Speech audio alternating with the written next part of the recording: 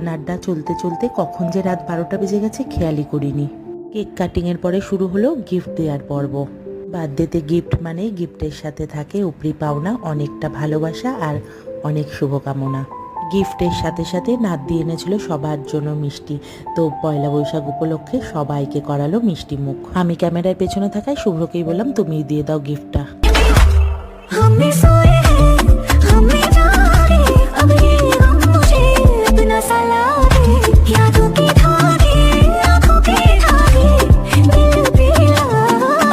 আমাদের পার্টি মানেই নাচ গান আড্ডা মাস্তি এগুলো চলতেই থাকে।